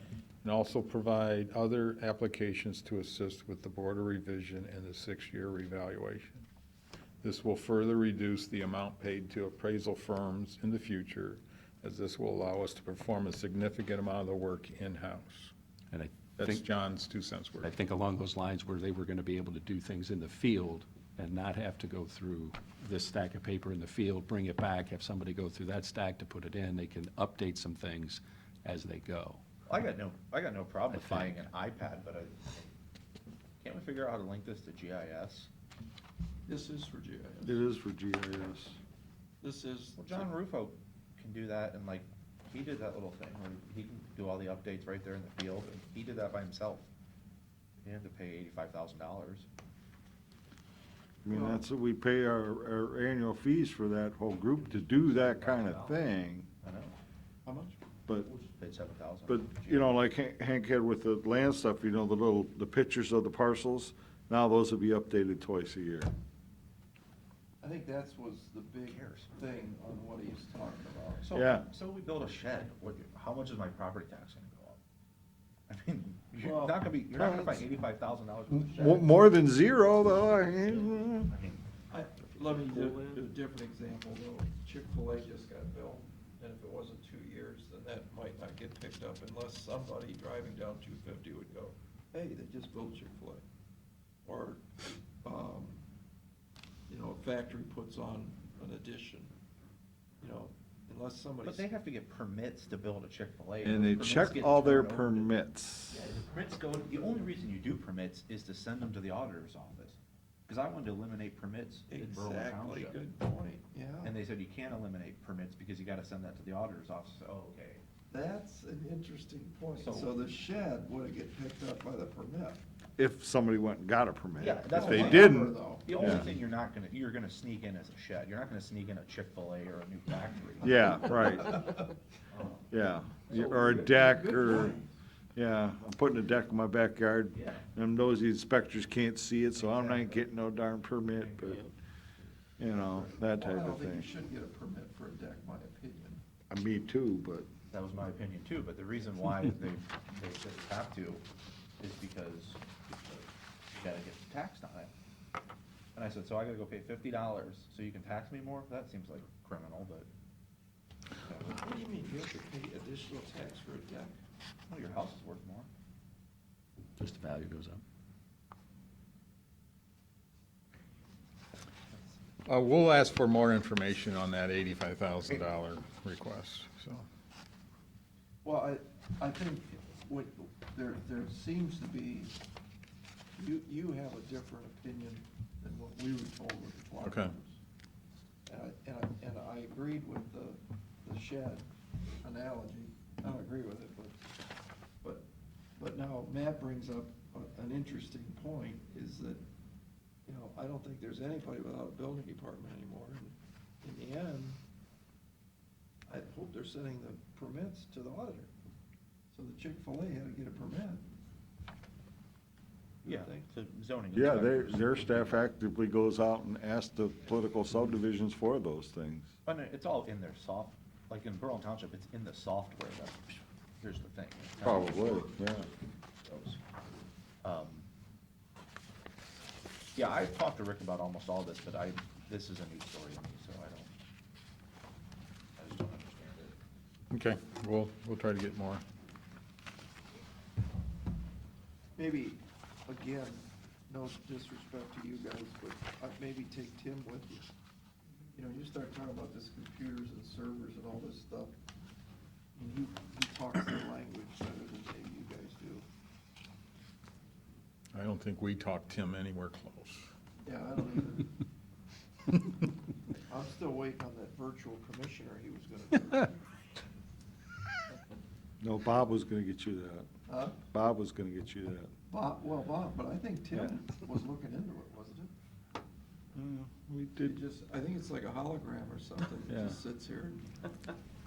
Just FaceTime you in, just turn your monitors around, and we'll FaceTime you in. And then you could use that remote access into There Harris. you go, that's right. Budget reports. I like it. You could be on a beach somewhere. Call Mr. Swearingen for that. Allow remoting in. All right. But we let's- digress, so go ahead. So, you wanna move on to the county engineer? I believe we're looking at the highway fund, motor vehicle gas tax. I caught myself, Carolyn. Thank you. Um, Get a cloud. We've, I think Pete was accustomed in prior years to getting lots and lots of details. And somewhere in the course of relaying the fact that we really don't put a whole lot of emphasis on what's either called the tax budget or the preliminary budget, I think I offended Jack Farshman. So now I get very little detail. I tried to ask, and Mr. Schaffner was there when we met with Jack and Oh, you one of met his with him? staff members, as well as Mr. Jeffrey, who was in attendance, which really he didn't add much to the conversation. I mean, he sat there and paid attention, but, so in the course of going back and forth, I've tried to add under the original budget 2020 numbers, things that Jack provided me specific details. He likes to provide samples of equipment outlaying request forms and various narratives itemizing what he's spending. And then I got into items that, by his own admission, are things that you guys would need to approve, you know. So in the course of going back and forth, I did end up with some expenses that are, I flagged as C, as supply expenses, that there really isn't anything identified. And my last version that I sent to Jack, he had told me he was going to send me another, but he said we were basically in agreement on how I was presenting it, but he didn't get back to me further. All right, well, let's, At the end of the day, he's asking to budget right now down to $48,000 unappropriated. I would have to adjust the opening cash because he says they don't spend all their encumbrances, and plus he's got money that comes in the first quarter, and I said, well, that's, you know, I can't really argue that you don't have revenues and that you won't spend everything, but I said, by code, we take the cash, we certify what is encumbered at the end of the year, and we did that January 11th, I believe, and those numbers are pretty much etched in stone now. All right, They, stop. okay, I'll stop. I'm just 100% confused. Okay. Is the ending balance today 1,782,000? 12/31, yeah. Yeah, the end of the year. Right, at the end of December. Yeah. Then you got this money coming in. And you're gonna spend 2,600,000.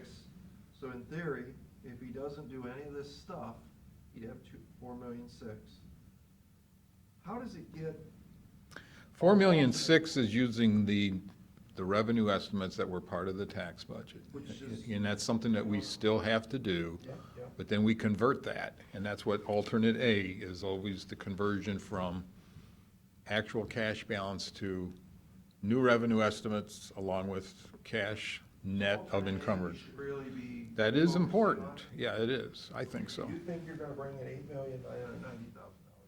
That's from his very detailed revenue estimate reports that he provides. Those are more or less his numbers. Be honest, I'm gonna stop you right there. Like, some of these things you have in alternate B, like, ODOT direct pay. So that revenue is included in there. And that means if it is, then we should automatically have it, if it's in the revenue side, it should be in the expense side. But you haven't really done that. The 2 million. The direct pay, Pete, I know what it is. but you see where that is? Yeah, it's Oh, Columbus okay. Avenue Yeah, I Bridge. got you. Yeah, I see what you're saying. That should be It's- over in the alternate A column. Well, Really- it should be where, if we put that in alternate B, then we should be adjusting the revenues in alternate B, and alternate A should be your base without that piece, Okay. the way I look at it. Well, the same thing At- on the surface treatment with 3,000,001. Same story, isn't it? Well, It's in and it's out.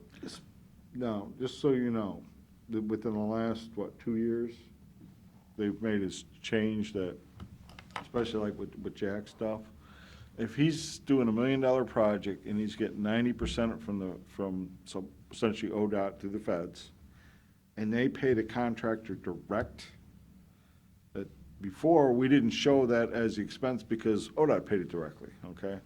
Now they want us to do that. They want us to show that payment here on our books. But They you're say still- that, Passing it. You're gonna show the revenue too. yes, exactly, and you gotta show the revenue too. And before, we didn't show the revenue, we didn't show the expense. So that's Now why- we have to do that's- both. That's why the revenues went from 5 up to 6. You got it, yeah. I'm with you, but, and for purposes of showing this,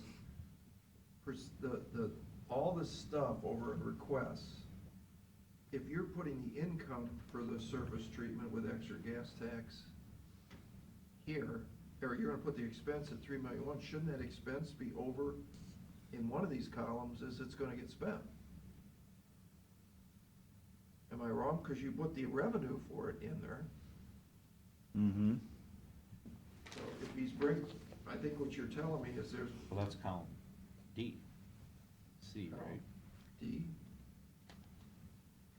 I think.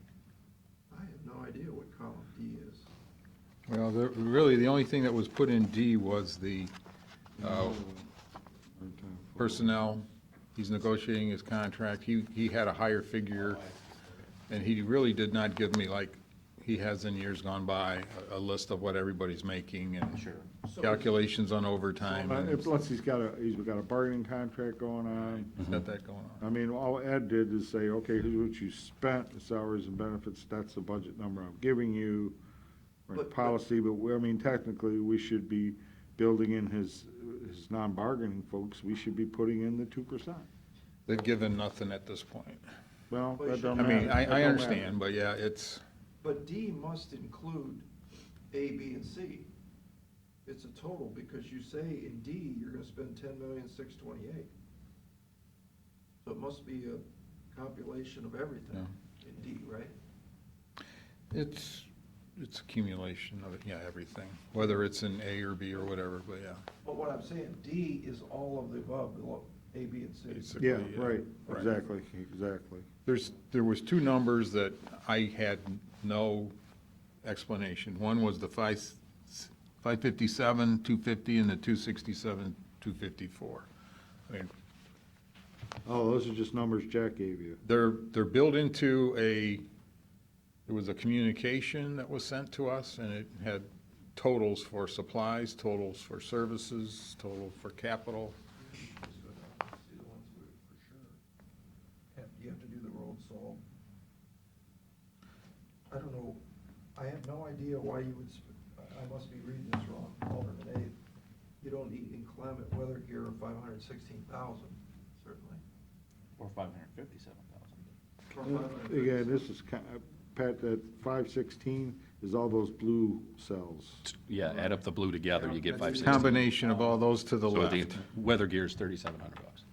Right. Oh, my bad. So all the blue adds up to that one, all the gray below that adds up to the 36. I'm normally not a color person when it comes to submitting reports, Right. but this was, He's colorblind, so it makes it really. so yeah, that's what we were attempting to Says- do with the colorization. So those numbers are the adds of all the similar So- colors to the Yeah, left. yep, Okay, so why don't we just go down the list real quick? sure. We got two PCs. Okay. Yeah, those first three items are pretty much things that he'll, year after year, request. But he does an equipment outlaying request form for them, so that's why it's not, I'm not putting them as in, because there'll be a form that you'll be asked to sign. Similarly with the, not with the next group, but there's the equipment group is definitely things that he'll, but yeah, the blue section, those are things that he said, I'm gonna need this, I'm gonna need that. And that totaled to 516. Oh, and you've already got that in your supplies, I see. Mm-hmm. And your 36.6 that's already in services, that's that Yep. next little piece. I really didn't think those were things that we would deny him. What's professional service negotiations? Collect the bargaining costs, attorney, I don't know who he uses, but Terry Griffith, Can't we use our guy? The prosecutor? that's his choice as an elected official. Okay.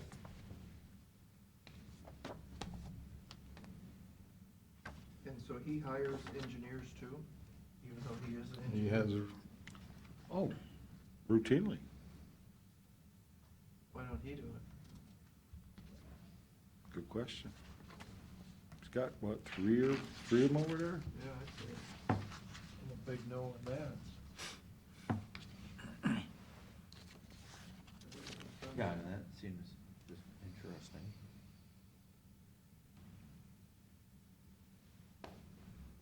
I'd like to know what we spent on striping last year. That seems like a lot of money for striping. I don't think it is anything. Is that left over from the Super Bowl hat? All right, you're on the record, Gary. You know, I'm disappointed that you read that way. It is what it is. It is what it is, I know. It is. It's the only way you can read it. Higher of you. I was trying not to look at it for the whole time. what he spent on stripping last year, okay, it's probably in here. That's one of his reoccurring. It just seems like a lot of money. Actually, that's pretty normal, Pat. Is it? Yeah. Yeah, it is. Maybe we should mention too, since this is like, great, this is what we're reading, the word on this printout. Bar chart Bogart LED signals, what does that mean? And he wants to put up, instead of the incandescent light stoplights, he wanted to put up LED stoplights. He did not offer a new, last year's number. In some cases, he shows 19, and then what he's asking for in 20. So there's gotta be a typo on the, it don't cost $260,000 to change the stoplights to LEDs. I was gonna say, a I stoplight. bet it's the whole fixture. There's, I just leave those there and change the It's just bulbs. one light, it's Huh? just one light. I was gonna say, we only have one light in Berlin Heights, but we got a new one, and I think it was like 20 grand. There's a longer explanation that wouldn't fit in my limited space. It says added $100,000 for new traffic signal, Barcharn Bogert Road, and another $60,000 for LED upgrades to traffic signals. Also added $22,000 for electrical relocations by Ohio Edison on Wall Road, Haber Road, Bridges, Salem Road realignment project. The realignment project is in that 260,000? Yes, Why would that, I mean, that's, that's, well, that would make a lot more Because sense. he just gave Ed a Just number, and contract here's services. all that's in that number. All right, so Right. let's just, we're gonna say. Didn't say, we need a okay, here's breakdown. this, here's that, here's that. Let's just write breakdown required. so you want a little more detail on the 260, 600, okay. And then I don't know what this surface treatment means. Is that, That's probably resurfacing, that's probably micro sealing, that's probably tar and chipping. well, of course, we're not doing tar and chipping, Yeah, I right? thought we were Expand done. paving operations with additional gas tax money. Yeah. Well, we wanna see A exactly. year what ago, we're looking for. he's showing a number of 1,401,800. I thought he only needed $2.2 million a year to do all blacktop. It was 2.5. 2.5, less than 3. Yeah. Yeah. So he's just doing paving this year. Let's get a breakdown, but it Yeah, looks as like long as he's he's just doing, that's good, this is good news, I mean, he's found the money to, we don't even have to do micro seal, this looks like it's all paving. That's good news. got, yeah. Back when we submit our forms, which is the preliminary tax budget process, if you're experiencing financial difficulties, how do you plan or turn the situation around? His response was eliminate all asphalt paving in favor of chip seal or micro resurfacing throughout Erie County. And then also ask for more. That was then, and of That's- course sure. now, he's got all this 3.1 million, he's got plenty of money, That's, good, looking at the details, it's good news. those that he did provide. All right. So we're gonna get the breakdown of that too. That group of 6, are the green ones, there's 5 items, those are all equipment outlay and request forms for 307, 701. What he always has provided us in the past, we wanna know why he wants to spend 200 tandem dump accessories. We need a breakdown of what all this stuff is and why he needs a new dump truck.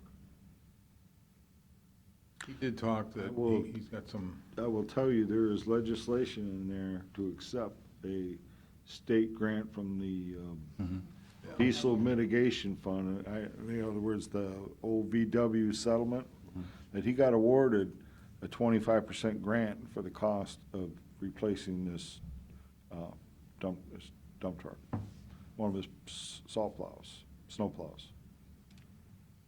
So that's kind of already in there. It's given, got to do it. This is like the local share piece of it. Again, this should be, another one where you should have Where's the money? really grossed the transaction and the revenue. I find it hard to believe, so you're saying it's 25% more than 134? Oh yeah, the vehicle itself is like $200 and some thousand. Oh, come on, I think 212, for a dump truck, big one. a dump truck. No such thing as big ones.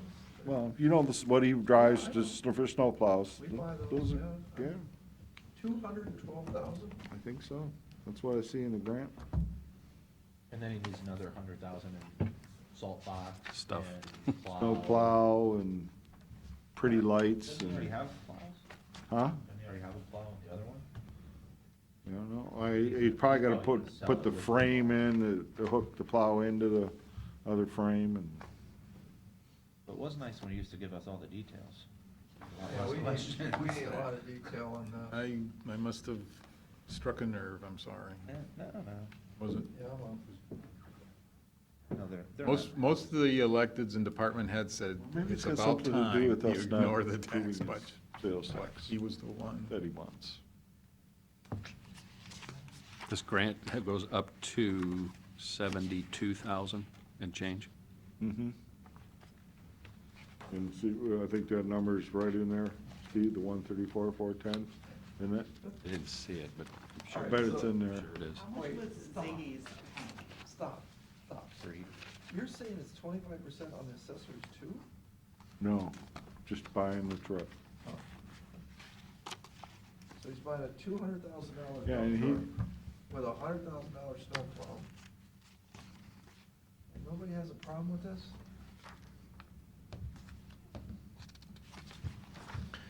Does seem, I mean, without further detail, seems a little exorbitant, yes.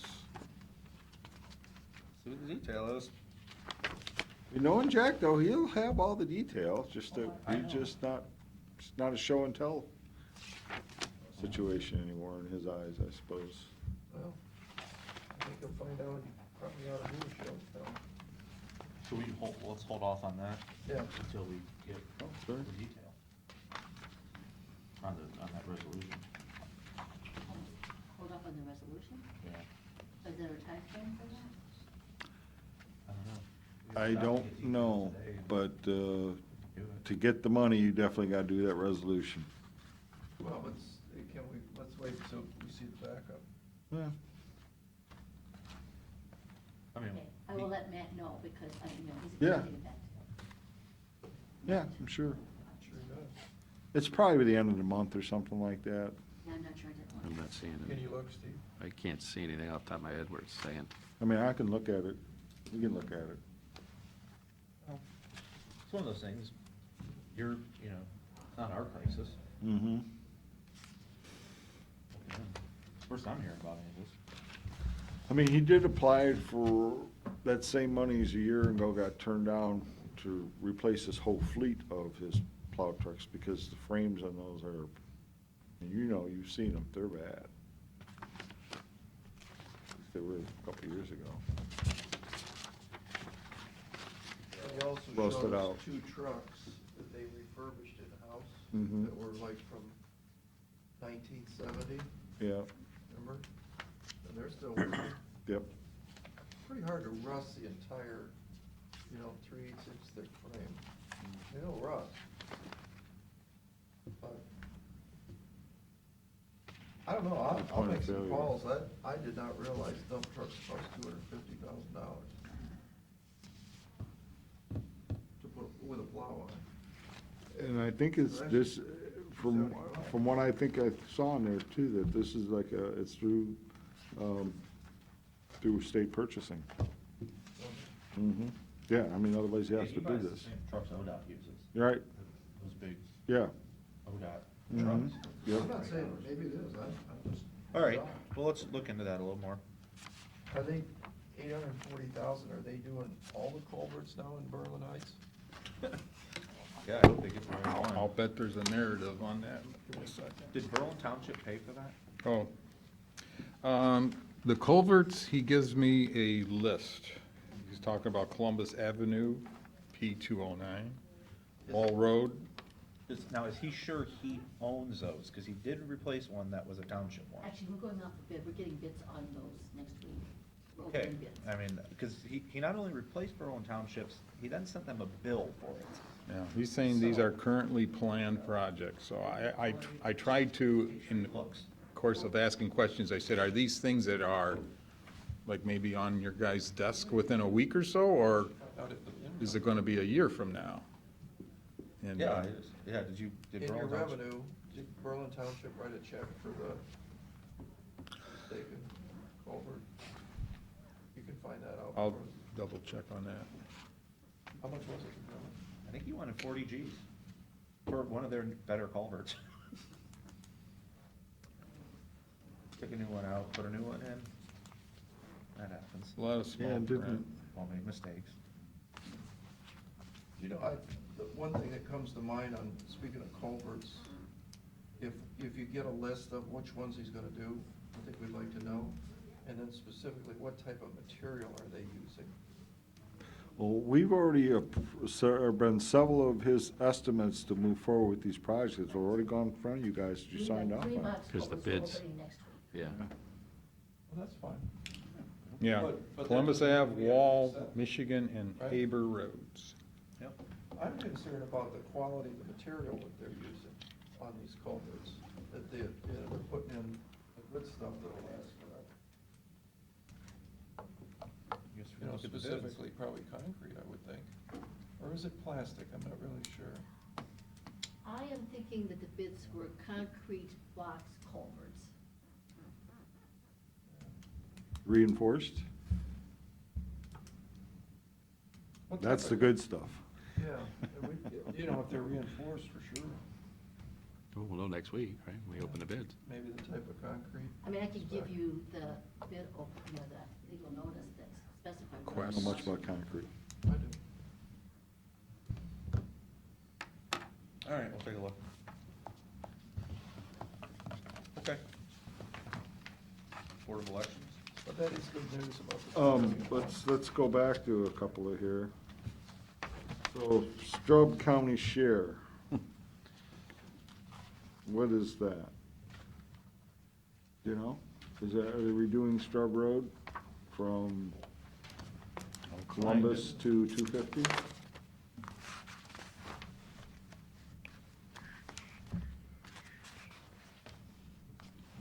Again, if this is one of these where they're gonna have a grant where the contractor's gonna get direct paid from ODOT, again, you gotta show the gross transaction, not the net transaction.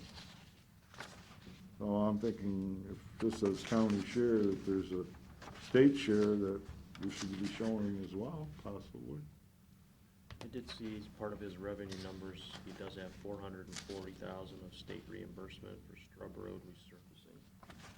Well, it depends if it's a reimbursement or direct pay. It's direct pay state well, yeah, that's true, I don't know if it's direct or. That's what you gotta find out. If it's direct pay, then we gotta show the gross. If it's a state reimbursement, but still, then you gotta have the whole project in here budgeted. And the one above it, the 2,111,000, I know what that is. That is Columbus Avenue Bridge, which I know he's been talking for years about doing. But I don't think we bid it yet. No, but that's part of the box culverts that will open next week. You're kidding me. Really? Wasn't there a story too recently about that? And we were talking about that in Perkins Township the other day. He's got signs up there, he's doing this project, you know, and it's on sad. It's gonna be a big headache for everybody. We gotta repay Perkins half, too. The other half. What you're talking about, you just said Strub Road, but now you just said Columbus. Two different Projects. Two different things. Projects. Yeah. Yep.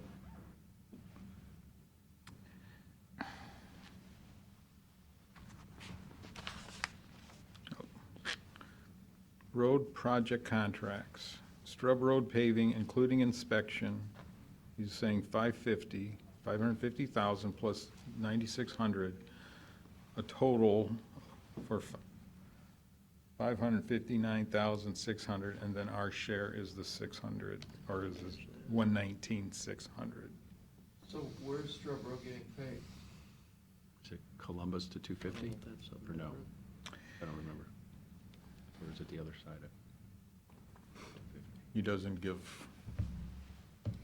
that We detail. wanna know that, just commissioners, in case somebody asks us. Well, I think when we do he's gonna give us a list of all the road, you know, there's a list out there that says we're gonna do River Road, we're gonna do, Okay. you know, so we just need that list. Yeah, He yeah. always gave it to us in the past. So. But once we if see there's a that- local share, I give it to you, That's what's confusing. is my guess. local share needs to be in here too. Whole thing, Yeah. 100%. And then, in your revenue side would be the outside share. Right.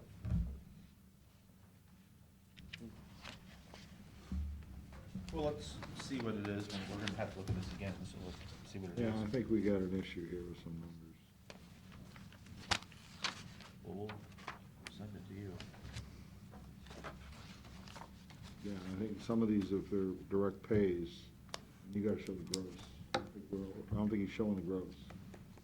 You gotta reflect that in your revenue. Well- I think he is showing the revenues, but on the expense side. He he's not initially, showing like, for the 100%. culverts, he had 640, But then he, in the course of exchanging records, he changed that to 840, because he said he's got that money in that separate account. And I Yeah. thought Denise initially said when we met, he was gonna directly pay out of that fund, 200,000, in which case it wouldn't be included here. But now he is including, he changed that number from 640 to 840, and he added that to his revenue. So I'm guessing what he's trying to do now is transfer that money from that fund back into his motor Right. vehicle gas tax. Yeah, but what I understand what you're saying, though. Okay. He keeps Well, adjusting. I have to meet with the sheriff at 11:30, so can we hold off on the last 3 of these and do the resolutions and do the executive session? Is that okay? Fine. Okay. Just like a quick comment on the long sheet, it has been updated to reflect what you have in the packet. So. That like, I'm includes not- all of it in the packet Right, it's, for today. the stuff in yellow are still the ones you have not seen,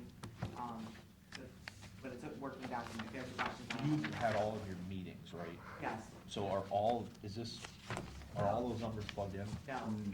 Okay. The ones in yellow are not gonna be where we're at right now. Those are gonna be either last year's or a guesstimate based on where we're at. Once you see them, you'll have a hard number in there and they'll turn to white. But they have the data to Yeah. be able to Yes. plug in there, So now we just have- do their now- magic. By next week, we should have a real long Yes. sheet to work Well, off of. actually, we're supposed to do consolidated next week, Well, we're not gonna be ready for that. so. Yeah. You're not gonna be ready. No way. Agreed. We I'm might just- need, yeah. do we need to schedule another meeting?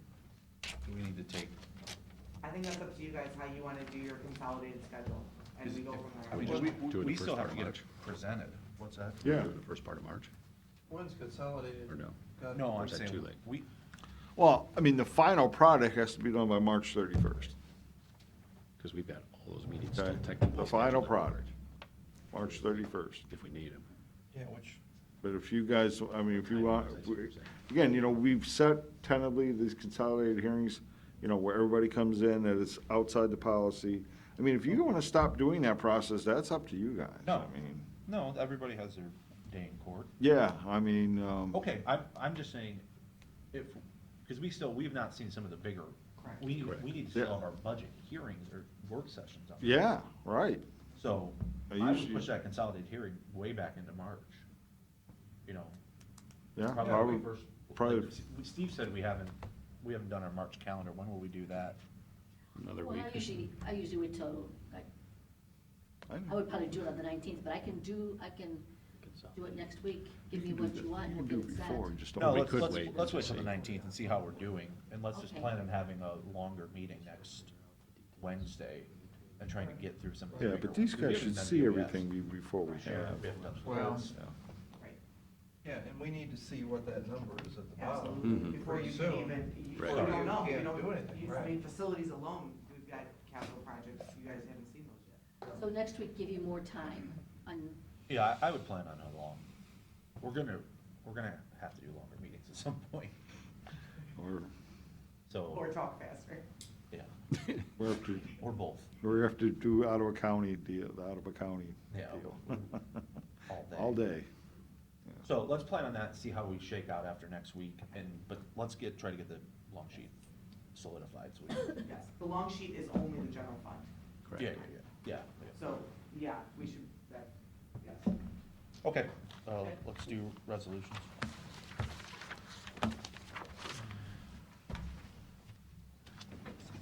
Do you want to say anything? He's here, or no, or just do it? Motion to appoint Caleb Stidham to the Mental Health and Recovery Board of Erie and Ottawa Counties, completing the unexpired term of Craig Stahl. Second. Mr. Schaffner, Yes. Mr. Old, Yes. Mr. Shenneco. Move to reappoint Vicky Slaughter and John Jacobs to the Community Action Commission. Second. Mr. Schaffner, Yes. Mr. Old, Yes. Mr. Shenneco. Yes. Move for adoption resolution of Board of Commissioners for the purpose of authorizing payment to Step Mobile for services provided to Common Pleas Court. Second. Mr. Schaffner, Yes. Mr. Old, Yes. Mr. Shenneco. Yes. Move for adoption resolution Board of Commissioners for the purpose of entering into an agreement with Intelitech Corporation. Second. Mr. Schaffner, Yes. Mr. Old. Yes. Mr. Shenneco.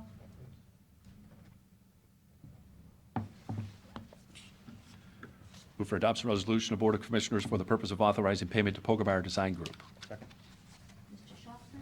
Yes. Mr. Old? Yes. Mr. Shenigo? Yes.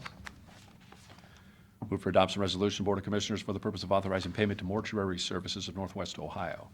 Second. Mr. Schaffner? Yes. Mr. Old? Yes. Mr. Shenigo? Yes. Move for adoption resolution, the Board of Commissioners executing payment of then and now certification. Second. Mr. Schaffner? Yes. Mr. Old? Yes. Mr. Shenigo? Yes.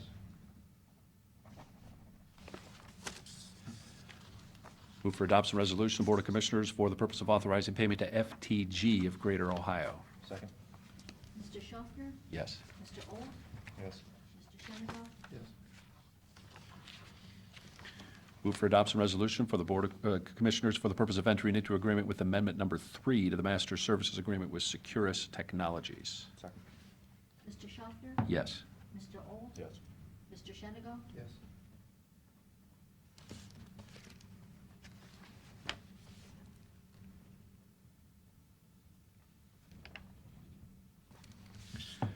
Move for adoption resolution of Board of Commissioners authorizing payment to Jackson Schaefer for supplies provided to the Department of Environmental Services. Second. Mr. Schaffner? Yes. Mr. Old? Yes. Mr. Shenigo? Yes. Move for adoption resolution of Board of Commissioners for the purpose of authorizing the county auditor to make an interfund transfer. Second. Mr. Schaffner? Yes. Mr. Old? Yes. Mr. Shenigo? Yes. And then we're holding on the EPA grant. Yep. That's all I have. EPA, you mean? It's a, Oh, the agreement is Ohio, Ohio it's that. EPA. Oh, okay. Yeah, Okay. yeah. So, we met with Rick yesterday, and, you know, we talked about this elder abuse task force that we talked about, that we thought we were putting money in, and now it turns out we're not putting money in. Do you remember what that money was, how much? Like 18,000, I was gonna say 20. something. We assumed, at least from last week's discussion, that that money was still there. And I guess it hasn't been there because the fellow that's doing it is doing it for free. Exactly. So I had a conversation with Sue, and then yesterday, we had a conversation with the auditor, and he was telling us another story about how much money was taken.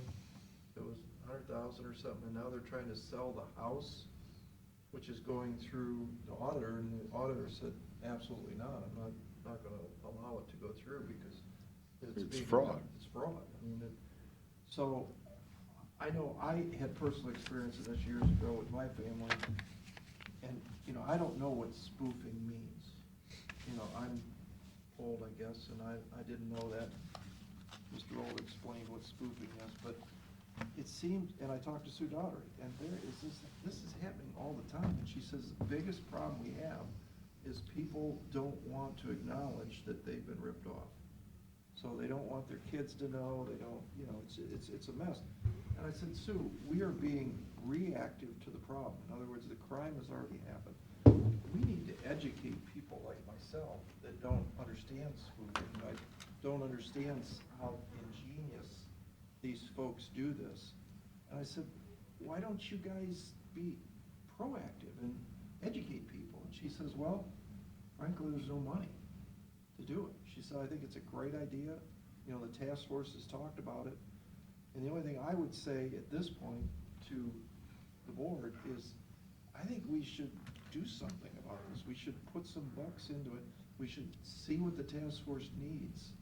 And, you know, as long as it's a campaign to educate folks, whether it's on the radio or the newspaper, you know, what some of these creative ideas are, that we at least are warned about it. And maybe we can do something and stop it from happening. But it's happening more and more and more, and I think we should do something. I mean, Sue could look at her priorities and maybe rearrange her budget to assign more dollars. She towards it. absolutely said she would, but I think the commissioners should do also, just like we did last time. I think she put in 20, we put in 20. And, you know, again, run it through the Elder Abuse Task Force. I'm going to a meeting there next Wednesday, and I think that's one of the topics that I'd like to be able to bring up to say, what do you guys need? You know, what do you think we should do? And how can we help? That makes sense to everybody? Yeah, I think it's a discussion certainly needs to be had, and, you know, to figure out, number one, what they need, but then figure out what that means to us. Is it a dollar number that pops up? Okay, fine, but what is that number? And what does that get you? Are you buying all for a media campaign? Or are you doing for, you know, all those different options that they have? Right. For all the different people involved, so. Well, it just, I mean, like, what Sue said is, you know, the investigator does a great job. Personally, I don't understand why we don't pay the investigator. It doesn't make sense to me, but I guess he wants to do it for free. Well, It's his- because it messes up his pension. Well, or, yeah, but he can also stay home. I mean, you know, in the end, I always believe in paying people for their work, but, you know, I don't ask anybody to do it for free. But anyway, that's another story, but in the end, I got a thought he's there. investigating a crime that already happened. Hey, what, you know, if he was hired by serving our seniors, this issue with his pension and his pay would go away. Okay, didn't know that. Yeah, because I just know that he's got another job in the private sector, so it doesn't affect his pension. It does if you're in a public employment setting and you're getting a public employee pension. That's where the issue is. But if it's coming from the private side, then it don't matter. Well, I always thought, I mean, I was surprised last week to find out that money wasn't set aside, that it was back.